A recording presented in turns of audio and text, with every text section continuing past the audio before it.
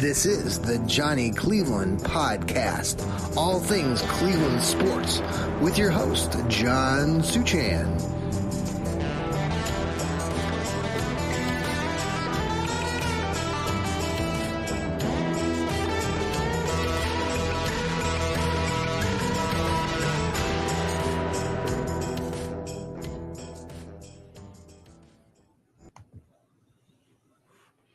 Good day, good afternoon, good evening, wherever you're listening from. This is the Johnny Cleveland Podcast, and I am your host, John Suchan.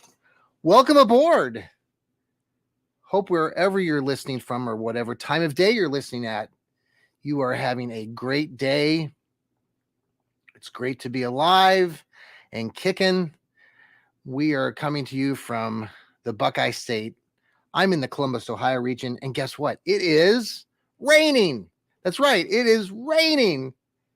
We haven't seen rain here in Ohio in like 3 weeks. Everything has dried up. I used to live in Kansas for 26 years, and the last couple of weeks have reminded me of living in Wichita. All the brown grass, ugly. So we're happy to see the rain. May it keep raining all day. I'm actually looking out the window right now as it's pouring outside. Welcome to our show and welcome to the Fanatical Elves Network. We have just experienced our Browns mini camp, and we're going to talk about that and what we saw and what we think and what we believe as Browns fans. Is the hype real this time? Is it? I just love having you along on our Johnny Cleveland Podcast.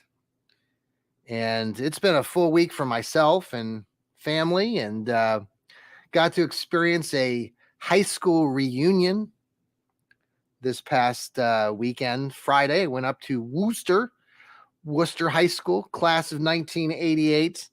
It was fun to get back and see many people I have not seen in 35 years. That was the first one. That's right, folks. The first reunion I've ever been back to. I want to thank all the people there, especially friends of mine like Jody, and who's put on coordinated the event for our Worcester High School mates. And she and the others that helped coordinate everything were just fantastic. It was really cool, and they had some nice events. And I know for many of them, it was nice to reconnect and talk about the past and talk about their futures, talk about kids, talk about grandkids, do all that fun stuff. And if you've ever been to a reunion, it's a lot of emotions, right? Ups and downs. You know, who do you talk to? Who do you not talk to? Who do you remember? Do people look the same? We don't many times, but sometimes we do. So it was good, and it was fun, and we'll see what happens for the next one. I'm creeping up there. You know, I really felt old when my daughter, Mariah Mo Money, has been on the show with her boyfriend, Matt. They live out there in Seattle. I'll be heading out that direction here shortly. Looking forward to getting out there to Seattle again. Wonderful area. If you've never traveled to the Northwest, the Emerald City, the Pacific Northwest, it's a phenomenal area. So much to do. Mariah mentioned when I was going to my reunion of 35 years that she would be heading to her 10th reunion. That's when you start realizing that you're old as a parent. So, we're getting older, right, Browns fans? And but it's cool. It's cool. So this overhypeness, you know, what do we think? I mean, I was talking to some of my friends at the reunion, and we're all lifelong Browns fans. We were there in the late 80s for the drive, the fumble, the shot. I'm talking about basketball. But I was reminiscing with my friend Doug that, and I've mentioned Doug on this show too, because he contributed to the breaking of our couch at our house after the fumble when Ernest Biner in the 1987 season, 88 game against the Broncos in the AFC Championship game, looked like he was going in for the winning touchdown and had the ball stripped at the 1 yard line. And we all know what happened next, and we lose. So jumping back to now, the Brownies have had their mini camp, and everyone is talking about Deshaun Watson and the new defense and Jim Schwartz and all these wonderful things that seem like they're going to finally put us over the top. But Browns fans, there's always next year. And some of you Browns fans who are a little bit younger, you might listen to this and say, you're just a cranky old guy, again, talking about, being negative. We're not being negative. We're trying to be realistic.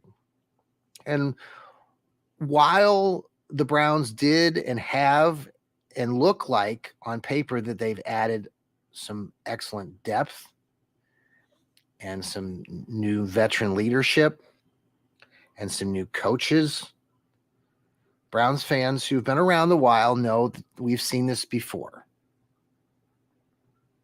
We'll get into that momentarily. The new players that the team has brought in, Za'Darius Smith, made a big splash with that trade. And while Za'Darius Smith has been a very good player over his career, his career is a little bit lengthier. He has been around the league for a little bit longer than some of the younger players that are currently on the team. I think Za'Darius Smith has been in the league for 8 or 9 seasons now.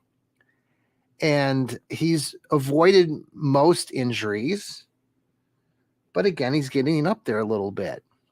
And he's coming off of last season or the season before, where he did suffer a little bit of a stretch where he was injured. Will it have any bearing on what happens this next season? It might. And while we're fully expecting that Myles Garrett and Za'Darius Smith are going to be the 1-2 punch that the Browns always needed, it was just last season and the season before that we had a guy named Jadeveon Clowney who came in here and we thought, oh, Myles Garrett and Jadeveon Clowney, we're going to do what we're hoping now that Myles does with Smith. And while, again, it looks good on paper, and while Smith has had seasons of 10-plus sacks, we got to see it play out on the field.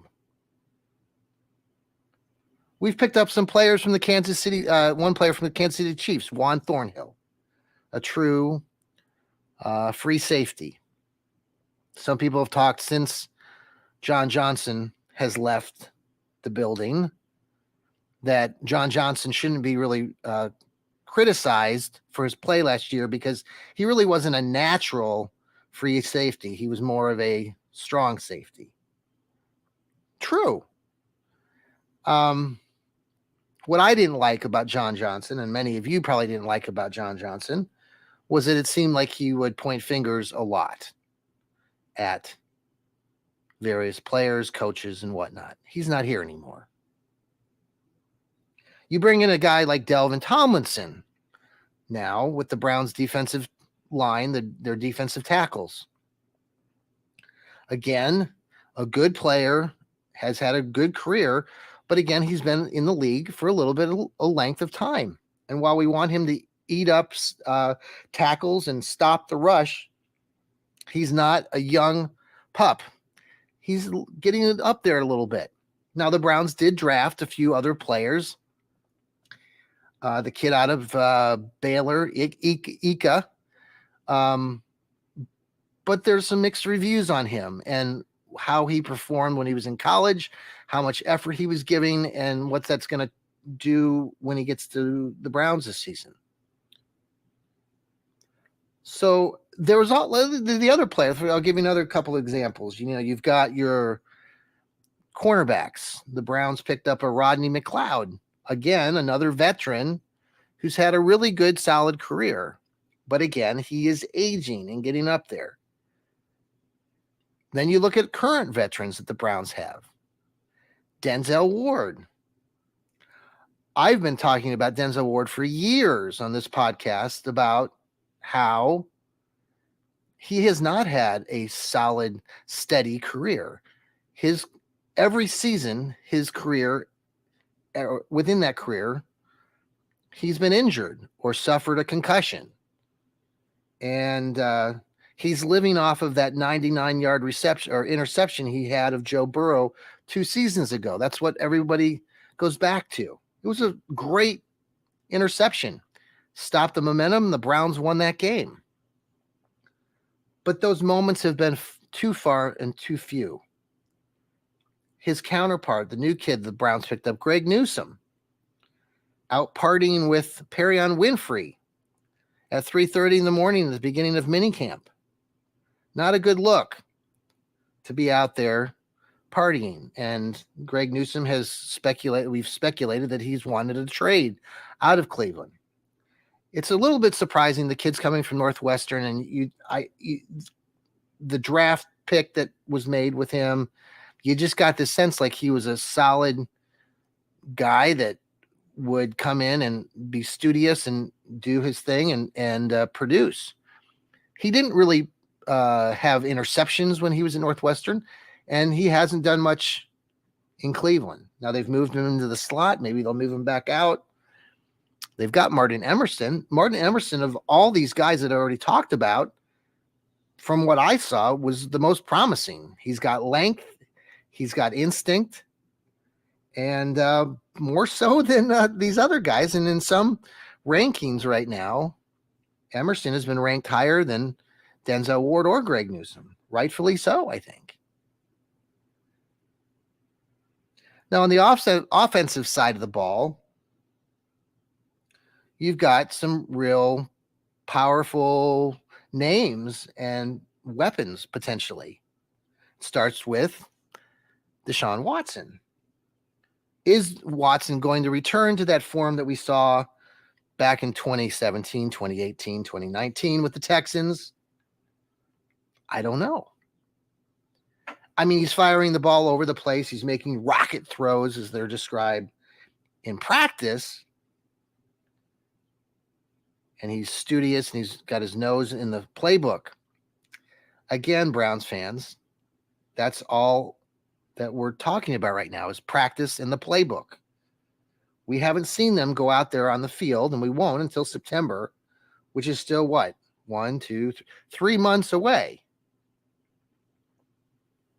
It's a long time. And hopefully they continue to improve, and they're ready to play week 1 against the Cincinnati Bengals. A home game. It'll be a big game. The Browns have, to be honest, dominated the Bengals over the last several seasons, despite the Bengals going to the Super Bowl and despite their controlling Joe Burrow. Joe Burrow did get finally a win against the Browns a season ago. Sticking with the offense here, you've got Nick Chubb. Nick Chubb could have a 1,500-yard season. He could be playing the season out in memory of the late Jim Brown. And there's that outside shot that potentially he could get to that record if the Browns were to give him an extra contract or extend that current one. I think that's obviously, we and you know that Nick Chubb is the heart and soul of the Cleveland Browns. I will forever say that and believe that. Now, will he get a bazillion touches? It's really interesting because we forget, and many fans don't realize this. They wanted him to get more touches, and he actually did last year. He had more touches of the football than any other season that he's been in. He had 300 and some carries. You've got a wide receiver room now that has seemingly got better on paper. You got Amari Cooper. You have Donovan Peoples-Jones. You've added Elijah Moore. You've added Marquise Goodwin. By the way, Marquise Goodwin, if I have an opportunity to meet any of the players this year, and I might have an opportunity to be at the Browns games, following them and working for Northeast Sports Insiders. Looking forward to that opportunity. But if I get an opportunity to talk to any of the players, I would love to meet Marquise Goodwin. His story, his side stories, his family stories, his story of his family, his wife, his children, his sister who has a disability are really phenomenal. The kid is an Olympian, folks. Marquise Goodwin has participated in the Olympics. Maybe you did not know that. He's a special character guy, and I would love to meet this guy and pick his brain a little bit. So the Browns have some really good talent on the wide receiver position. How does it all play out? On the tight end side of things, you've got David Njoku and Harrison Bryant, who just renegotiated his contract, which is a little bit of a surprise, but I like that. Harrison Bryant has been a steady Eddie guy. He doesn't blow you away with outlandish numbers, but he's getting, 30 catches a season, 200 or 300 yards a season, a couple touchdowns sprinkled in there. So there are some things to look forward to. Jordan Akins has played with Donovan. Has played with Deshaun Watson in the past as well when they were with the Houston Texans. So some things to really look forward to there. Again, all these things, though, are on paper. We're talking about them in June, and there's always next year. You go back and you look at previous seasons, coming out of the 2020 season, the Browns were on top of the world. Fans were just couldn't wait for 21 to start. I did a 100-day countdown for the Johnny Cleveland podcast, where every day I was coming on and saying 98 days till they play the Kansas City Chiefs. Do you remember that? Did I annoy you? 45 days until the Browns kick off against the Kansas City Chiefs. And then I went to the Kansas City Chiefs Cleveland Browns game. Many of you know I lived in Kansas for most of my life, 26 years, had built great friendships and bonds with the people I worked with out there. And that game in 21, after coming off of the playoff loss against the Chiefs, they opened the season against the Chiefs, and the Browns really controlled the majority of that game. The fans at Arrowhead Stadium in Kansas City were quiet. They were not prepared for their team to lose. And unfortunately, the Browns made a couple of mistakes in that third and going into that fourth quarter and lost a heartbreaker. But there was so much hype going into that season. We had OBJ, we had Jarvis Landry, we had Baker Mayfield back, and we were thinking, we just came off an 11-5 season. We just beat the Pittsburgh Steelers in the playoffs. This is going to be the run. This is the year we're going to the Super Bowl. I mean, come on, folks. We were there. We know you felt that way too.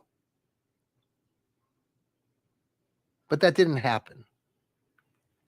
And the last two seasons, the Browns and their coach, Kevin Stefanski, who is going into year 4, I applaud that, the fact that the Browns have gone with him and stayed with him to this point. It is the longevity, a good move. Most teams that are successful long-term, we've talked about this in other broadcasts, have kept their head coaches around. But the 21 season and last year's 22 season were head scratchers. They were disappointments. They were sub 500 seasons. The NFL is such a competitive game at any moment. Any of these teams, even the weakest teams that you would say who don't win a game or two, can beat any other team on any given Sunday. That's the name of, we have a show called Any Given Sunday. That's the name. Last year, Browns get that miracle win against Carolina. It shouldn't have been a miracle win. They had control of the game, kind of blew it toward the end, and were rescued by a Cade York field goal. Week 2, you're dominating the New York Jets. You really were. The Browns were dominating the New York Jets. Up 13 points with under 2 minutes to go. Home opener for the Browns. And the Browns fans are stunned. The team is stunned because the team sucks and they blow it with their secondary looking disoriented and out of sync. And from that moment on, the rest of the season was a struggle. You just didn't quite know what to expect. Now we're entering this season, this off season, and we think we know what we want to expect or we should expect. But again, we're 3 months away.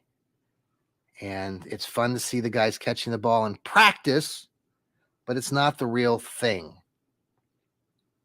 It's good that the Browns have continued to not lose at the great amount that they had in the past. For example, when they went through that 0-16 and 1-15 or 1-16 season, went 1-31-1 with Hugh Jackson. We're not seeing that. But still, going 7-10 or 8-9 is not ideal. And if you look at the Browns' schedule, the first 4 games are against, 3 of them are against divisional opponents. They are must-wins against the Bengals, the Steelers, and the Ravens.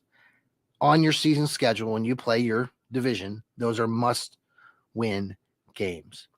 If you want to get to the playoffs, you have to beat your divisional opponents.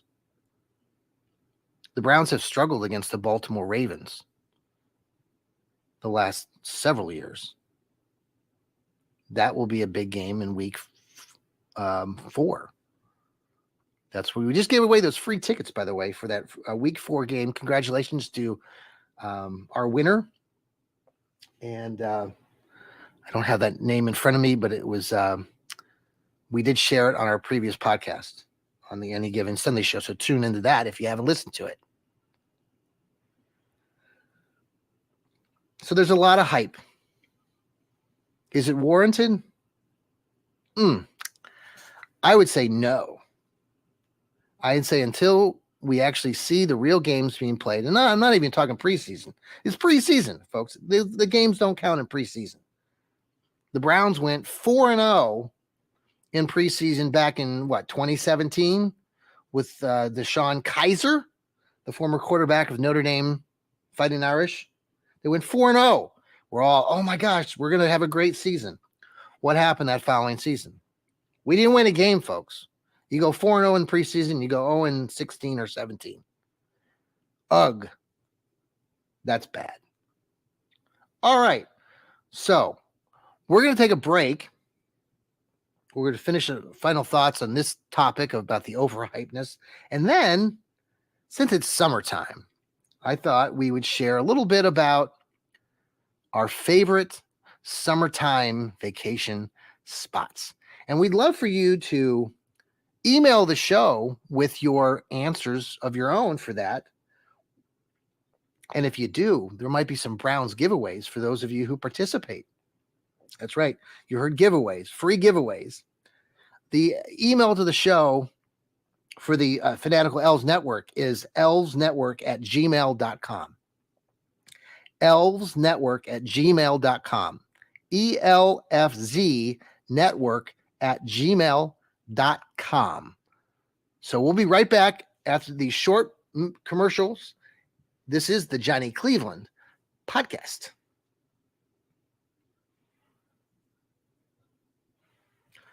Okay, we are back on our Johnny Cleveland podcast. I'm your host, John Suchan. Thank you for watching. If you're watching us Twitter, on YouTube, and Facebook, we love seeing you, listening to our show. We've been talking about the Browns and are they overhyped? They brought in some new talent. Some people believe that they brought in some real talent that could be good depth. But we kind of talked earlier about how some of that depth and talent is aging. The Browns have been in this position before with teams that they thought were going to be great, like the 21 season after the Browns had rolled through the 2020 season with Baker Mayfield and the boys. And that 21 season was dreaded. And yet last season wasn't much better. So why all of a sudden are the Browns going to be magically that much better this season? I just don't feel it, don't see it until we start playing the games. The games that matter start in week 1. The Browns play the Cincinnati Bengals at home, but then they have to go on the road and play an away game on a Monday night against the Pittsburgh Steelers. I thought it was hilarious when I was listening to Rod Bloom's Browns Blitz a few weeks ago, and he and his brother Jeff were talking about you could take fans out of the stands. You could take the guy that's selling hot dogs and dress him in a Steeler uniform, and the Steelers would probably still beat the Browns in Pittsburgh. It rarely happens. And so when the Browns beat the Steelers in that playoff game back in 2020, that was during the pandemic, by the way. There weren't fans in the stands. It was an empty stadium. That was probably an advantage to the Browns. Obviously. Anyway, they have to go play the Steelers on a Monday night this season. That's going to be a struggle. I don't care how good we're saying the Browns are and Deshaun Watson is going to be great. You got to go to Pittsburgh and play on the road on a Monday night game on national television. It's going to be a hard one to win. You follow that up with an away game. I think they play the Panthers again. And then they come back and they have a home game against the Baltimore Ravens, which we gave away 2 free tickets earlier today on our other Any Given Sunday show. They get their bye, and then they play the San Francisco 49ers in week 5. It's going to be a huge game. All I'm saying is this team, this Browns team, and you know this and you don't want to say it, the Browns could be 0-4 going into their bye if things don't go exactly as planned. You can have all the plans in the world, but if there's a hiccup, if there's a misfire, there's something that happens, this team is that close to going 0-4. I'm not trying to be the Debbie Downer and all that whatnot, negative, it's not that. But as a Browns fan, Browns games come down to the wire. You have sat through game after game at the sports bar or at the stadium, and you know what it's like to be a Browns fan. That's what we're talking about, right?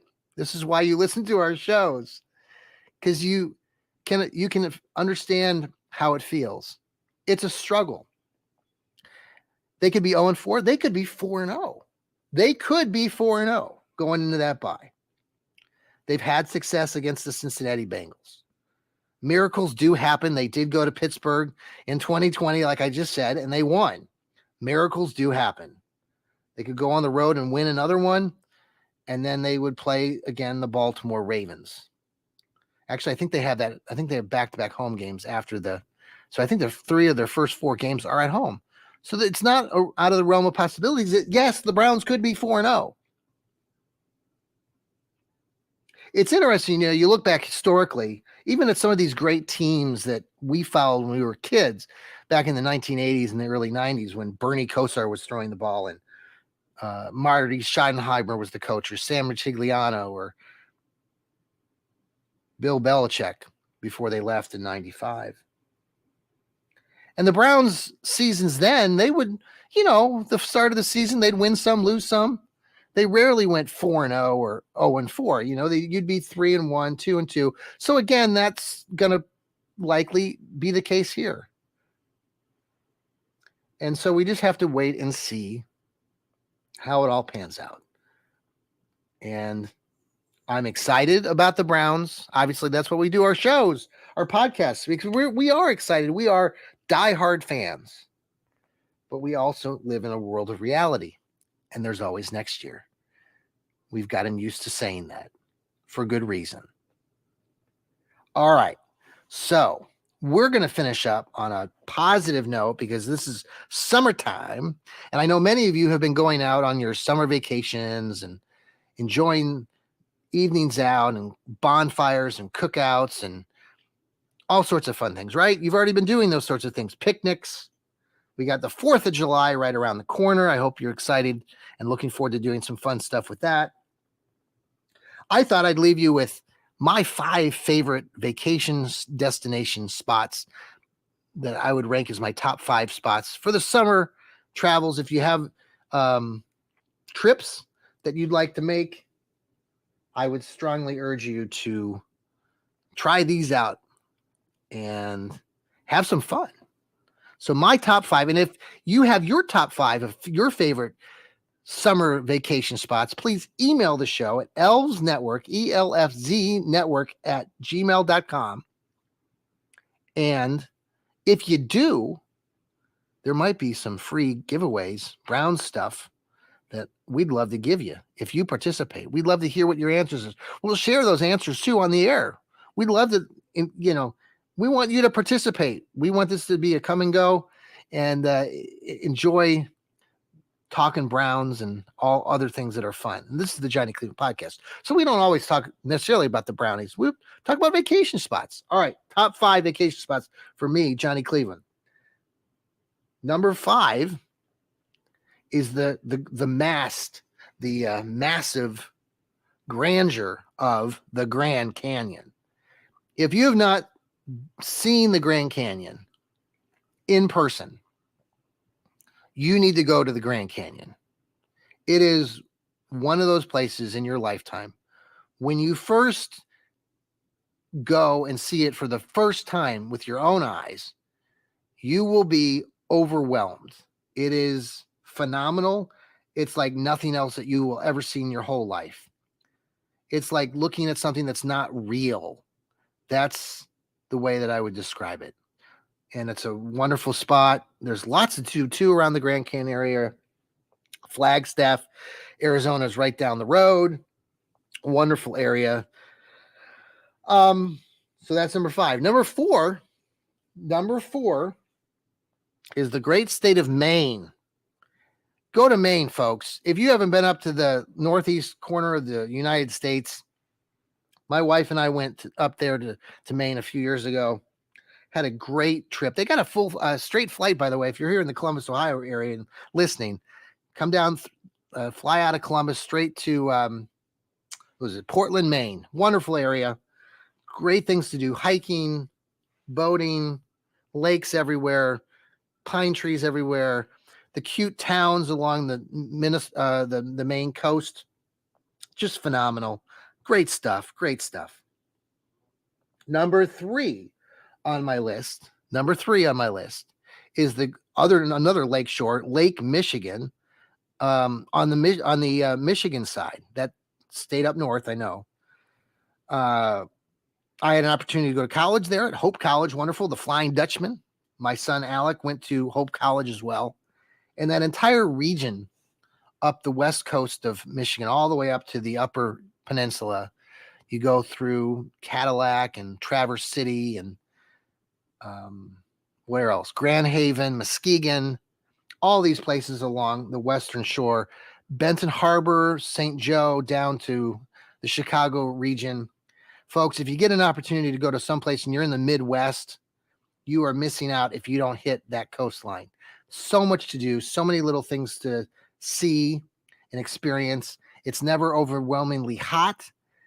They have sandy beaches there along the Holland State Park there outside of Holland, Michigan, where Hope College is. They have sand dunes that you can walk up and slide down, run down. Great experiences for family and friends. So check that area out. All right. Number two on my list of favorite summer spots is, I already mentioned it earlier, the Northwest Pacific Coast, the Seattle area. Oh, Seattle is just a wonderful region. They go all the way up north to Vancouver, Victoria Islands, Whidbey Island, wonderful little island there, Olympic State Park, right outside Seattle. So if you get if you haven't been to the Seattle region area, even going down toward Portland along the West Coast, strongly urge you to hit that spot. I get out there with my kids out there. So it's been a blessing to have that opportunity. You could be on the ocean, and then an hour later, you can be in the mountains and hiking and climbing and having a great time. Little towns like Leavenworth, cute touristy town, a little overcrowded with some tourists, like a German village, but well worth it. The views are spectacular. The photos you're going to get are phenomenal. And finally, my number one destination, I started going here several years ago with my own children. As at the end of the school year, we get out there in Kansas, and we oftentimes get done before Memorial Day. So I try to get them down here before all the big crowds form, and that's down in Destin, Fort Walton, Florida, on the upper coastline along Florida's northern coast, near Alabama and Mobile, Alabama, Pensacola, Florida. Destin and Fort Walton are right there. Okaloosa Island is where we stay. You go down further the other direction, then you start hitting little towns, like Panama and places like that. But Destin and Fort Walton are phenomenal. The beaches in Destin are in Fort Walton are the best beaches I have ever been to. They will not disappoint. Beautifully sandy, white, crystal white beaches,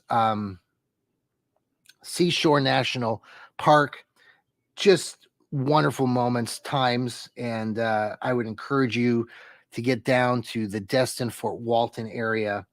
They have straight flights here if you're in Ohio, down from Columbus, down from Cleveland, and make a trip down to Destin and Fort Walton. You will not be disappointed. So that's my list of my top 5 favorite spots during the summer. Send us your answers on our email, elsnetwork@gmail.com. We'll share those out, and we will give you a giveaway, a little Browns giveaway to send to you. So send us your info as well if you email the show. Folks, thank you again for following the Johnny Cleveland podcast. I'm your host, John Suchan. I hope wherever you're listening from, you've enjoyed this show and you go out and have some fun on this summery day. It is raining, though, here in Ohio, but that's okay. We haven't had rain here in 3 weeks. We're jumping up and down for joy. All right, folks, take care. And I always close the show by saying, you got it. Remember to keep smiling.